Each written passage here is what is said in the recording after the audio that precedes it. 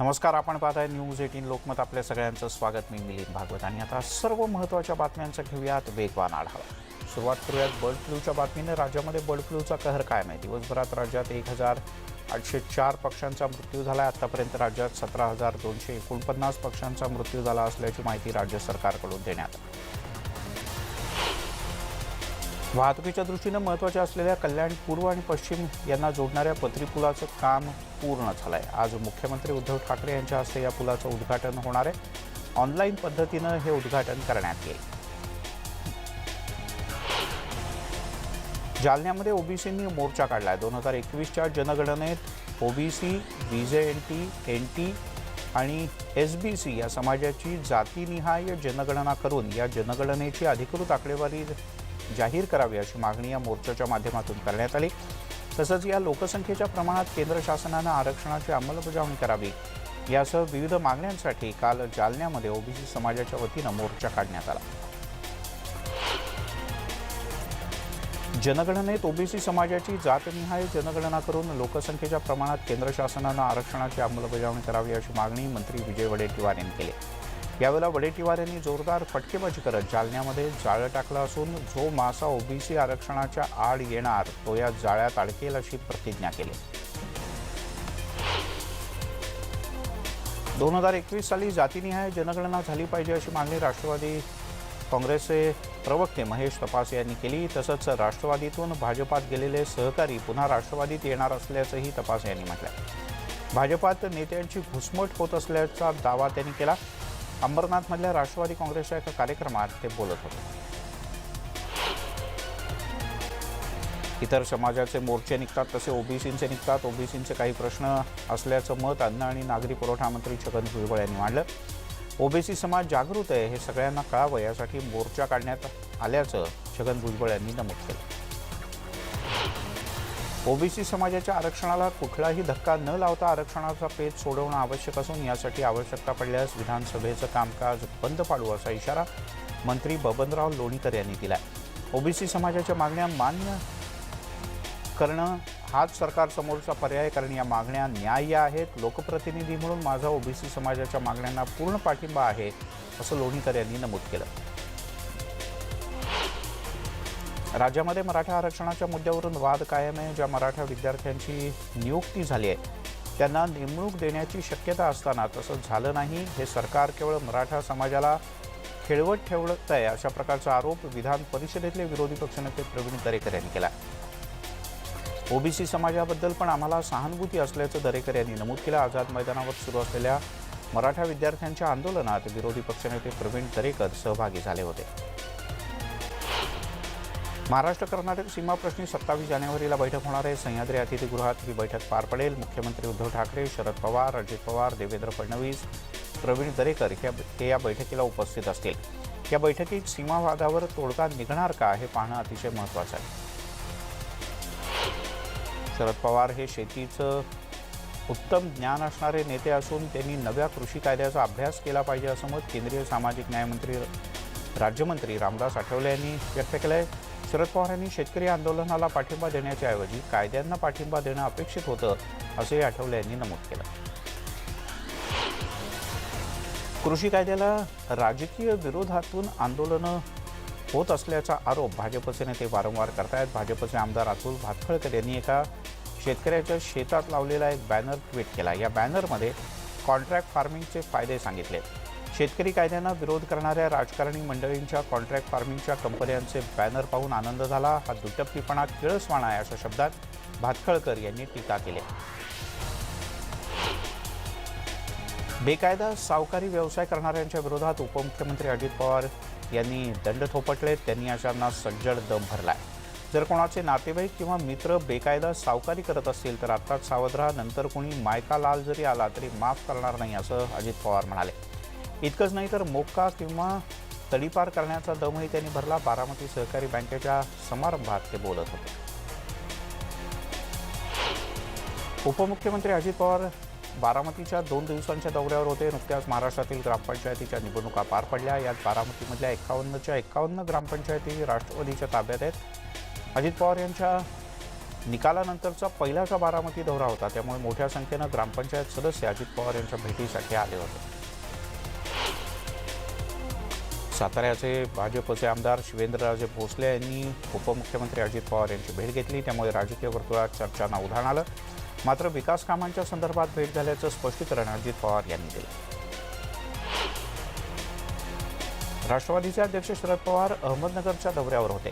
यावेळेला अकोले तालुक्यातल्या शेंडी गावात माजी आमदार स्वर्गीय यशवंतराव भांगरे यांच्या पूर्णाकृती पुतळ्याचं अनावरण पवार यांच्या हस्ते करण्यात आलं. पवारांनी राष्ट्रवादी सोडून भाजपत गेलेल्या मधुकर पिचड यांच्याबद्दलही भाष्य केलं. कोरोनाचा धोका अजून संपलेला नाही, तरी देखील कोणीही केंद्राच्या गाईडलाईन्स पाळत नाही अशी चिंता राष्ट्रवादी काँग्रेसचे अध्यक्ष शरद पवार यांनी व्यक्त केली. ते अहमदनगर जिल्ह्याच्या दौऱ्यावर होते. नगर शहरातील सुरभी हॉस्पिटलच्या विस्तारित इमारतीचं उद्घाटन शरद पवार यांच्या हस्ते करण्यात आलं.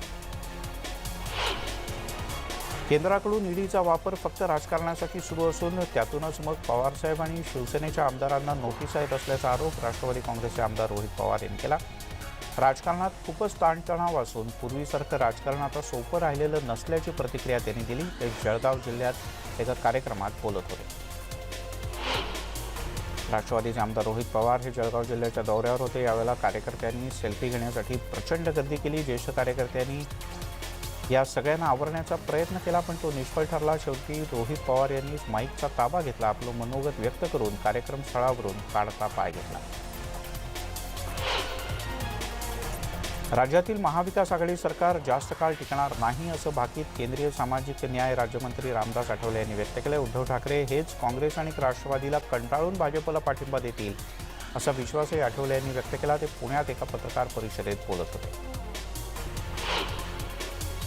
परभणी जिल्ह्यामध्ये शासकीय वैद्यकीय महाविद्यालय व्हावं या मागणीसाठी जिल्ह्यातील सर्वपक्षीय नेते आक्रमक झाले असून परभणीमध्ये आपल्या मागणीसाठी धरणं आंदोलन सुरू करण्यात आलं. यावेळेला सर्वच राजकीय पक्ष संघटना यांनी जिल्हाधिकारी कार्यालयाच्या समोर धरणे आंदोलनात भाग घेतला.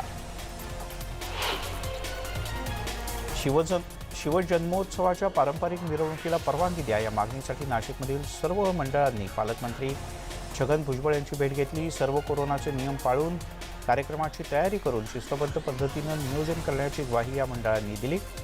या भेटीनंतर निवडणुकांच्या बद्दल 2-3 दिवसात निर्णय घेऊ असं भुजबळ यांनी म्हटलं. दरम्यान ब्राह्मण महासंघानं एल्गार परिषदेला देण्यात आलेल्या परवानगीवर प्रश्नचिन्ह उपस्थित केलंय. 15 दिवसात असं काय झालं की परिस्थिती सुधारली आणि एल्गार परिषदेला परवानगी देण्यात आली असा प्रश्न ब्राह्मण महासंघानं उपस्थित केलाय. अभिव्यक्ती स्वातंत्र्य आणि स्वैराचार यात फरक आहे असंही यावेळी नमूद करण्यात आलं. नागरिकांनी बिनधास्तपणे अंडी चिकन खाण्याचं आवाहन पशुसंवर्धन आणि मत्स्यविकास मंत्री सुनील केदार यांनी केलं आहे. विदर्भ पोल्ट्री फार्म्स असोसिएशन आणि पशु तसंच मत्स्य विज्ञान विद्यापीठ यांच्या संयुक्त विद्यमानं आयोजित चिकन फेस्टिवल प्रसंगी ते बोलत होते. डोंबिवली कोपर दिवा मुंब्रा रेल्वे समांतर रस्त्याला मंजुरीसाठी मनसेचे आमदार राजू पाटील यांनी केंद्रीय मंत्री नितीन गडकरी यांची भेट घेतली. नागपूरमध्ये जाऊन राजू पाटील यांनी नितीन गडकरी यांची भेट घेतली. रेल्वे समांतर रस्त्याचा प्रश्न 2009 पासून प्रलंबित आहे. नाशिकमध्ये होणाऱ्या 94व्या अखिल भारतीय मराठी साहित्य संमेलनाच्या अध्यक्षपदी ज्येष्ठ शास्त्रज्ञ डॉक्टर जयंत नारळीकर यांची निवड करण्यात आली आहे. साहित्य संमेलनाच्या अध्यक्षपदी पहिल्यांदा जयंत नारळीकर यांच्या रूपानं वैज्ञानिक साहित्यिकाला संधी मिळाली. शेवटच्या क्षणापर्यंत जयंत नारळीकर आणि भारत सासणे यांच्यामध्ये अध्यक्षपदावरून चुरस होती. अखेर 4 तासांच्या बैठकीनंतर नारळीकर यांच्या नावावर शिक्कामोर्तब करण्यात आलं. 94व्या अखिल भारतीय मराठी साहित्य संमेलनाच्या अध्यक्षपदी जयंत नारळीकर यांची निवड झाली. त्यांचं विरोधी पक्षनेते देवेंद्र फडणवीस यांनी अभिनंदन केलं. ट्विटरवरून त्यांनी नारळीकरांना शुभेच्छा दिल्या. मुंबईमध्ये सध्या एनसीबीकडून धाडसत्र सुरू आहे. मुंबईतल्या चिंकू पठाणचं ड्रग्ज रॅकेट उघडकीस आणण्यास एनसीबीचे प्रमुख समीर वानखेडे यांना यश येत असताना आता हे ड्रग्ज कनेक्शन थेट भिवंडीत पोहोचलंय. 2 दिवस सर्च ऑपरेशन केल्यानंतर भिवंडीतल्या पद्मानगरमधल्या भाजी विक्रेत्याच्या मुलाला अंमली पदार्थ विक्री प्रकरणी अटक करण्यात आली. यानंतर भिवंडीतील ज्वेलर्सच्या दुकानामध्ये धाड टाकत एनसीबीनं विकी जैन याला ताब्यात घेतलंय. यवतमाळमध्ये वाळू तस्करांनी चांगला धुमाकूळ घातला. रेती तस्करांनी नायब तहसीलदारावर चाकूने हल्ला केल्याची धक्कादायक घटना घडली तर तलाठ्यावर सुद्धा हल्ला करण्यात आल्याचं समोर आलं. या हल्ल्यातील जखमींना नांदेडच्या भगवती रुग्णालयात उपचारांसाठी दाखल करण्यात आलं. पनवेलमधील खारघरमध्ये झालेल्या गोळीबारात 4 आरोपींना पोलिसांनी अटक केली. कोपरा गावातील या घटनेच्या सीसीटीव्ही फुटेजमुळे या 4ही आरोपींना पकडण्यात पोलिसांना यश आलं. 24 तासात 4ही आरोपींना पकडण्यात आलंय. विपिन ठाकूर, गोपाल सिंह, अभिनंदन शर्मा, मुच्चन ठाकूर अशी या 4 आरोपींची नावं आहेत. हॉटेल व्यवसाय सुरू करण्यासाठी हे 4ही जण लुटमार करत असल्याची माहिती समोर आली. कार मागे घेण्याच्या वादातून भिवंडीमध्ये गोळीबार करण्यात आला. गोळीबारात प्रफुल्ल तांगडी हा युवक गंभीररित्या जखमी झाला आहे. पायगावात क्रिकेट खेळण्यासाठी काही जण गेले होते. मैदानाकडे जाणारा रस्ता अतिशय अरुंद होता. यावेळेला कार कोणी मागे घ्यायची यावरून वाद झाला. यानंतर प्रफुल्लवर रिव्हॉल्व्हरमधून काही जणांनी 5 राऊंड फायर केल्या. फेसबुकवरून फसवणूक झाल्याचा आणखीन एक धक्कादायक प्रकार धुळ्यातून समोर आला. अफगाणिस्तानच्या लष्करामध्ये अधिकारी असून मला मोठा खजिना मिळाला असल्याचं सांगून एका शिक्षकाची फसवणूक करण्यात आली. इलिस मिशेल या महिलेनं पैशांचा आमिष दाखवून धुळ्यातल्या शिक्षकाला 3.25 लाखांना गंडा घातलाय. संजय देसले असं फसवणूक झालेल्या शिक्षकाचं नाव आहे. साताऱ्यामध्ये मद्यधुंद अवस्थेत दूध टँकर चालकानं 15पेक्षा अधिक वाहनांना उडवल्याचा धक्कादायक प्रकार समोर आला आहे. पोवई नाक्यापासून ते समर्थ मंदिर परिसरापर्यंत फिल्मी स्टाईलनं वाहनांना धडका देत हा टँकर पुढे जात होता. या अपघातामध्ये 7 जण गंभीररित्या जखमी झाले आहेत. अपघात झाल्यानंतर स्थानिकांनी नशेत असलेल्या टँकर चालकाला चांगला चोप दिला आणि पोलिसांच्या ताब्यात दिला. अमरावती जिल्ह्यातील धारणी तालुक्यामध्ये उकुपाटी इथे मृतावस्थेत एक बाळ सापडलं आणि एकच खळबळ उडाली. धारणी पोलिसांनी घटनास्थळी जाऊन पंचनामा करून मृत बाळाला उपजिल्हा रुग्णालयात दाखल केलं. या प्रकरणी धारणी पोलिसांनी कसून तपास सुरू केला. अचानक क्लचवर पाय पडल्यामुळे ट्रॅक्टर विहिरीमध्ये कोसळला आणि त्यासोबतच पाण्यात बुडून 3 वर्षाच्या मुलाचा करुण अंत झाल्याचा दुर्दैवी प्रकार सांगली जिल्ह्यातल्या कवठेमहांकाळ तालुक्यात घडला आहे. कवठेमहांकाळ पोलीस ठाण्यात या प्रकरणी अपघाती मृत्यूची नोंद करण्यात आली आहे. माथेरानच्या घाटातील कार अपघाताचे काही धक्कादायक फोटो समोर आले. कठाड्यावरून जेमतेम खालती कोसळताना थोडक्यात बचावलेली ही कार आहे. कठाड्याला अडकून पडल्यानं कार दरीत कोसळताना थोडक्यात बचावली. या गाडीतले सर्व प्रवासी सुखरूप आहेत. राज्यात गेल्या 24 तासात 2752 नव्या रुग्णांची भर पडली आहे तर 45 जणांचा मृत्यू झाला आहे. 1743 जणांनी कोरोनावर मात केली आहे. राज्यातील रुग्ण बरे होण्याचं प्रमाण 95.18% गेलं आहे. बुलेटिनमध्ये घेऊया एक छोटासा ब्रेक नंतर अन्य काही महत्त्वाच्या बातम्या.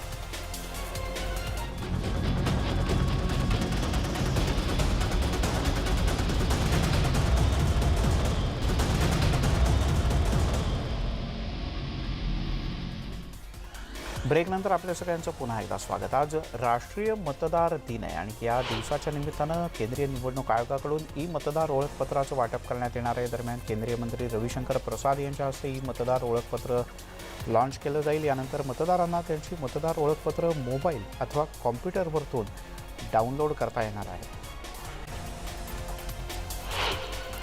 पंतप्रधान नरेंद्र मोदी सोमवारी दुपारी बाल पुरस्कार मिळालेल्या मुलांशी संवाद साधणार आहेत. व्हिडिओ कॉन्फरन्सिंगच्या माध्यमातून पंतप्रधान मुलांशी बातचीत करतील.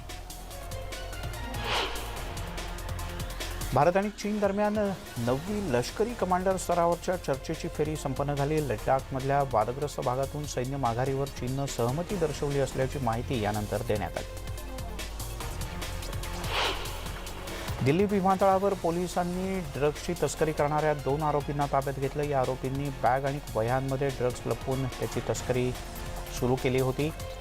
68 कोटी रुपयांचं हे ड्रग्स असून पोलिसांनी या 2ही आरोपींना रंगेहात पकडलं. 18 जानेवारीपासून बेपत्ता असलेल्या कृषी अधिकाऱ्याचा मृतदेह पाटणा इथल्या एका शेतात सापडला आहे. पोलिसांनी या अधिकाऱ्याचा मृतदेह ताब्यात घेतला असून अधिक तपास सुरू करण्यात आला आहे.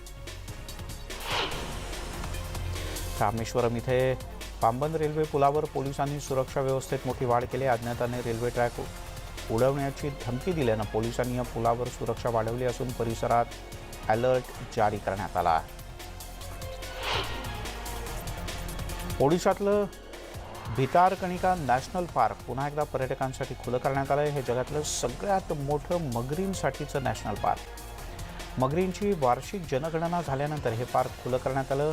केंद्रपारा जिल्ह्यातलं हे पार्क पर्यटकांसाठी विशेष आकर्षणाचं केंद्र आहे, लोकप्रिय आहे. त्यामुळे हे पार्क खुलं झाल्यानंतर पहिल्याच दिवशी पर्यटकांची मोठी गर्दी झाली होती. ब्राह्मणी बातरणी या नदीच्या काठावर असलेल्या पार्कला निसर्ग सौंदर्याचं वरदान लाभलं.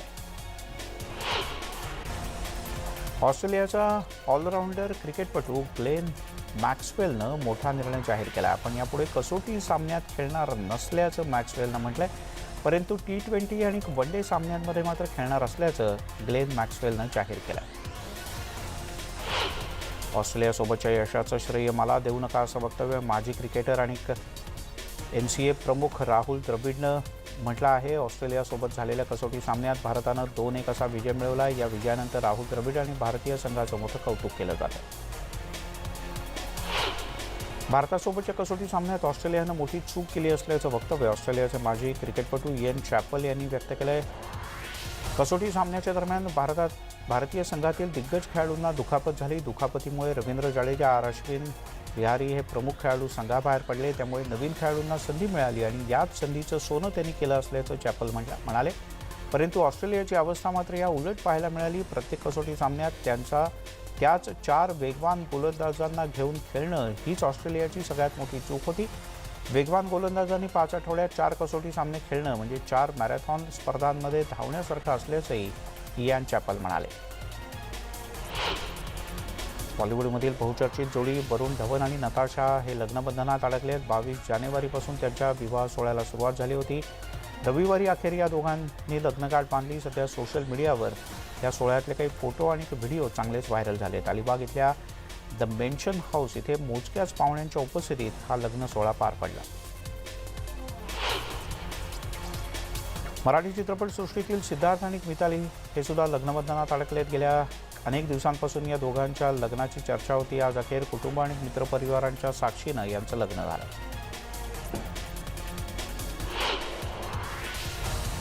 भारताच्या 51व्या आंतरराष्ट्रीय चित्रपट महोत्सवाची सांगता झाली. प्रमुख पाहुणे म्हणून राज्यपाल भगतसिंग कोश्यारी यावेळी उपस्थित होते. यावेळेला केंद्रीय पर्यावरण राज्यमंत्री बाबुल सुप्रियो, अभिनेता रवी किशन, अभिनेत्री झीनत अमान, मुख्यमंत्री डॉक्टर प्रमोद सावंत यांनी हजेरी लावली. यासोबत या बुलेटिनमध्ये इथे थांबूया. ताज्या बातम्यांचा न्यूज 18 लोकमतवर सुरूच राहील.